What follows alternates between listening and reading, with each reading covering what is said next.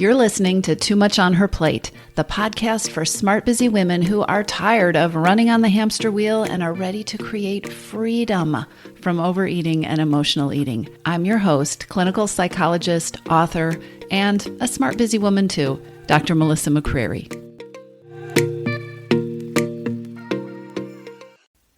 Hello, everybody. Today, I want to talk with you about something you can do to see better results and how doing this thing and seeing better results will affect your momentum and your motivation. But first, I have a story to tell you about, well, it's just a fun little fact about me.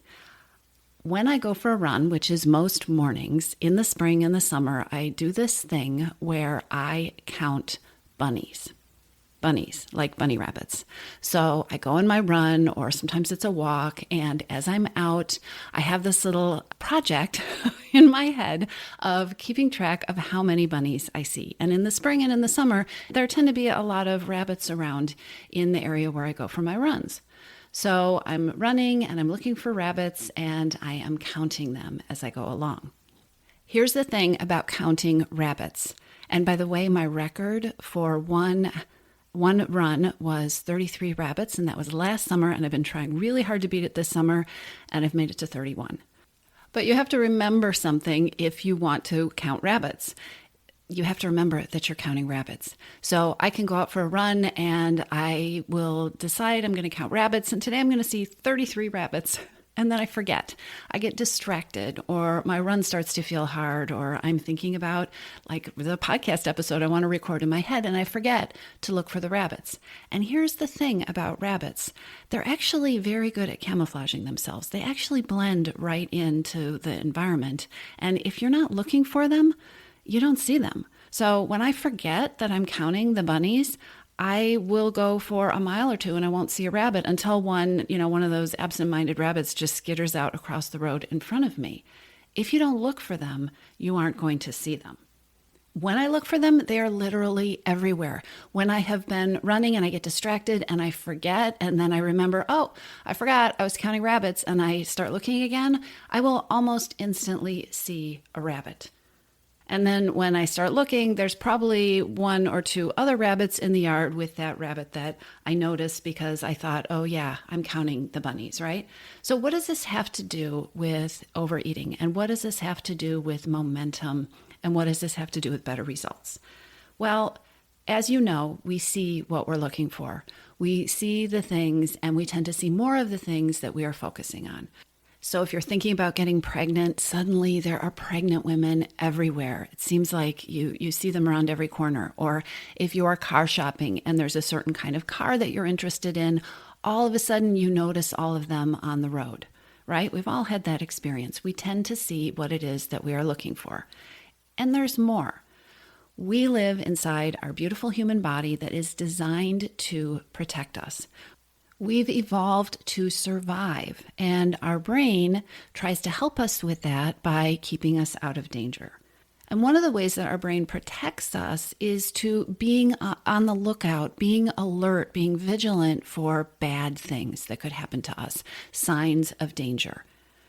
So we have these wonderful systems in our brain that allow us to be really efficient when we get scared or afraid or something bad happens, right? We jump into action without even thinking first. Our whole nervous system is wired that way. And in those times when we had the danger of needing to be safe from wild animals and predators, it was good to have a brain that could quickly go on high alert and that was always scanning for dangers. But we live in a different kind of world right now. And the dangers that our brain tends to pay attention to are of a whole different sort, right? They're not life or death kind of dangers. The kind of danger, in air quotes, that we tend to face now is more along the lines of feeling disappointed or failing or having somebody get angry with us, having something not go well. And still, we have this kind of wiring. It's in our neurobiology. So our brain tends to try to protect us by focusing on the negative. Our brain is a better collector of negative experiences or a better collector of things that could be going better or might go wrong or that we haven't done, then our brain is better at those at noticing and collecting those things than our brain is at collecting positive experiences, right? So in ancient times, if you were going through the forest, your brain would be much better wired to respond to the bear than to the beautiful field of daisies. There's a psychologist named Rick Hansen who studies the neuroscience of happiness, and he sums it up really beautifully. He says that your brain is Velcro for the bad and Teflon for the good. So negative experiences, negative thoughts, fears, things that make you anxious, all those things, our brain latches onto those. Our brain takes those in and tends to focus on those and pay attention to those. Whereas positive experiences, happy experiences, successful experiences, wins that you have had, even accomplishments, our brain kind of has a Teflon coating when it comes to those things, because when you think from an evolutionary perspective, in terms of protecting us or keeping us safe, those things aren't important. Those things just mean, all systems go, everything is working, we don't have to work harder.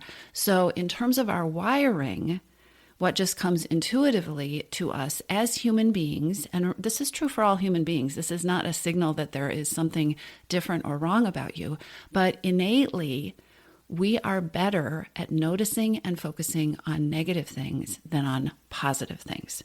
So why does a psychologist who studies the neurobiology of happiness focus on this? Because it's important to understand.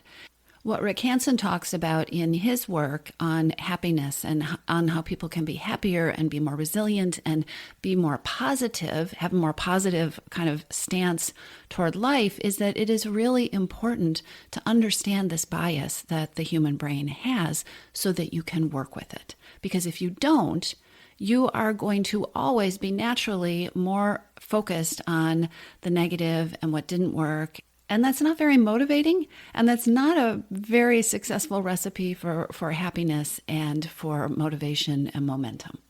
The idea of changing your relationship with food, the idea of changing patterns with overeating and emotional eating can feel like it's going to be an uphill slog. And part of that is because your brain is already starting at the very beginning of this journey to focus on what is going to be hard, what might not work. Your brain is trying to protect you by being Velcro for the negative and Teflon for the good. So when you are working to build that new relationship with food, when you are working at changing your patterns of overeating at night or paying more attention to your feelings or getting curious and noticing the reasons that you're overeating, it is really important to set an intention to look for bunnies. If you look for bunnies, you will see them. If you don't look for bunnies, you will come back. I'm here to tell you, you can come back from a 6-mile run and say, there are no bunnies out there. Or maybe I saw one when there were actually, 44 of them running around between here and the place that you ran back to. It's important to look for bunnies. It's important to look for the things that are working. It is important to take note of the good days. It is important to take note of the things that you did differently, the changes that you made. Because otherwise, you will not notice so many of them. You will not notice. Your brain will just gloss over the positive steps, the wins, the things that were different today, the accomplishments that you had. Your brain will not only gloss over them, but even if you do notice them in the moment, one of the things that Rick Hansen talks about with this idea of Teflon for good things is that our brain is much more likely to hold on to the negative things. So in the moment, you may notice, woo, I did it. I feel really good about that, right? I had this evening where instead of eating, I actually paid attention to what was going on and my hidden hungers, and I did things differently.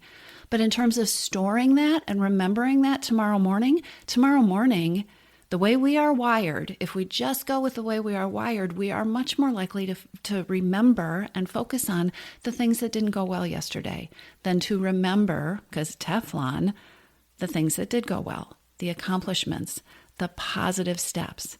And those positive steps, those wins, those signs that things are working, that you are changing, that you are getting where you want to go, those are the breadcrumbs that create momentum. That's the stuff that gives you positive energy, that gives you momentum and motivation to keep going. Evidence that something is working is really important when you are on a journey of change. So when you're working to change your relationship with food, you need to count the bunnies. And you need to remind yourself all the time that you're counting bunnies, because just like when I go for my runs, you're going to start out and you're going to be counting bunnies, and then you are going to forget. Why do you forget?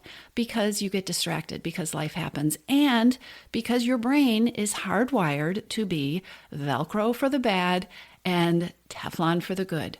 Not that there's anything wrong with you. You are simply a human being. And I'm going to keep repeating that because your brain tends to tell you it's just all you, right? So you get to just say, oops, okay, it happened. All right, I'm counting bunnies. What does that mean for you with overeating and emotional eating? It means that it is really important to have a practice of tracking what's going well. I think the easiest way to do this is to develop a habit of noticing at least 3 things that went well today. 3 things that went well with your relationship with food. And I'm here to tell you, if you can't come up with 3 things, then you're thinking too big. You're being too hard on yourself. Practice, because there's 2 parts to this. One is noticing the things. One is collecting the breadcrumbs that are going to give you momentum, that are going to keep you motivated. The other is, remember our wiring in our brain, by asking that question, by forcing yourself to collect 3 things that went well today, you are working that muscle. You are training your brain to notice the positive, to take in the positive, and to remember the positive. So it's strengthening a muscle, a neurological muscle that we don't tend to use, that we don't use intuitively. By using it, you can strengthen it. And you can become better and better at noticing the wins, noticing what went well, creating a little more stickiness, a little more Velcro-ness on that part of your brain that notices and retains the good things that the accomplishments, the wins, the successes. The practice of taking notice of what went well and literally writing it down. I really recommend that you don't just do this in your head, but literally writing it down, often by hand, is really powerful. So I'll give you another example. When I work with clients one-on-one, when I'm doing individual coaching with a client, one of the things I have them do is fill out an update form that they send me before each of our sessions. And so they'll email me this form that brings me up to date about what has happened. I can't tell you how many times this update form starts with a sentence that is negative. So often I will get an update form and the first sentence will be something like, "It was a really hard week," or "I really struggled this week," or "I had some very difficult days this week." And then I read through the remaining answers to the 3 or 4 other questions that are on the form that ask about more specifics about what happened this week. And as I'm reading, and as these questions are getting my client to focus on what really happened this week, I'll start to see well, I did this and this happened, but then I was able to transform it by doing this, or I found myself in the kitchen and I was about to get something to eat and then I stopped and I thought, I'm not really hungry. And so I went outside and I sat on the deck for a minute, or, we'll go through this update. And what is not unusual at all is that the first line of the form will be, "This was a really hard week," or "I don't feel really good about this week." And the last line of the form, and this is so common, will be something like, "Now that I am reading what I'm writing here, I'm realizing that I really accomplished some important things this week." Or, "Now that I have gone through this update, I'm seeing that I forgot about a lot of the positive things that happened this week, and I actually feel pretty good about my week." I'm not kidding. This happens a lot. And so often my clients will get on Zoom or Skype or on the phone and will be laughing about how much our brain works against us. Even when things are going really, really well, our tendency is to be Velcro for all the stuff that didn't happen and let that other stuff slide by. And that is one of the reasons I have my clients update me every week, because it helps to collect some of that stuff and really bring home some of that good stuff that probably also happened to you this week that you've already forgotten about. So count your bunnies. Start a practice of noticing, writing down, collecting 3 things that went well with the changes that you're working to make every single day. And remember, if you can't see them, really question whether you are being too hard on yourself, whether you're thinking too big, whether you are discounting, making them tough, acting like Teflon for the little things, because little wins grow into big ones. Little wins are sometimes the most important changes that you will make when you are working to change your relationship with food. There are a few other bonus benefits to counting bunnies, at least for me. So when I set the intention that I'm going to count bunnies, guess what? I see more bunnies. I see lots of bunnies. I notice that there are bunnies everywhere. And remember, if I decide not to count the bunnies, I will swear to you there weren't any out today. I don't know where they all were. Yesterday there were 30. There are no bunnies out there today. They're all in hiding, right? So when I set the intention to see the bunnies, or to see the positive things, or to see the things that are working, that are changing, that are growing in my relationship with food, I'm going to see more of them. I'm going to notice them. They're already out there. Just like the bunnies on my run, they're in plain sight. They're just sitting there waiting for us to notice them while our brain is busy focusing on something else, unless we set the intention. When I set the intention to look for bunnies, not only do I see more bunnies, but I start seeing possible bunnies. So when I'm tracking for bunnies, when I'm running down the street looking for a bunny, I'll see something that I'm like, wait, is that a bunny? And maybe it's not. Maybe it's a squirrel. Maybe it's like a branch that looks like a bunny. Maybe it's a rustling in the bushes that sounds like it's a bunny about to come out, and then a bird flies out, right? But all of a sudden, my brain is focused on looking for the bunnies. That's what happens. So if you set an intention to look for wins, to look for signs of progress, you're going to start seeing things that might be progress, that could be progress, that could turn into progress. You're going to start noticing more of the good things, which feels really good and is motivating. It's fun to notice good things happening. And that's the other thing that happens when I go out for a run and I have decided that I'm going to count bunnies. And when I remember to be counting the bunnies, and then when I pull myself back and say, oh yeah, I forgot, I'm counting the bunnies again. But when I'm in the counting bunnies zone, I see more bunnies. I see things that might be bunnies. And I also see more really cool things that I would have completely missed if I had not been scanning my surroundings for the bunnies. So, I saw 3 deer yesterday. Today, I saw a couple of hummingbirds. Sometimes I see bald eagles, or I see a coyote. When we just leave our brain alone to do what our brain normally does, our brain is usually distracted, or it is scanning for danger, and it is looking for the negative things, and it is completely missing the stuff that could delight you, that could add joy to your life, that could nourish you in ways that food never will, and that could help you see the progress that you're making, the good work that you're doing, and the momentum that you are actually building, if only you would remember to count the bunnies. That's what I have for you today. It is easier to keep going. It is easier to have momentum. It is much more motivating, and it is much more fun if you count the bunnies.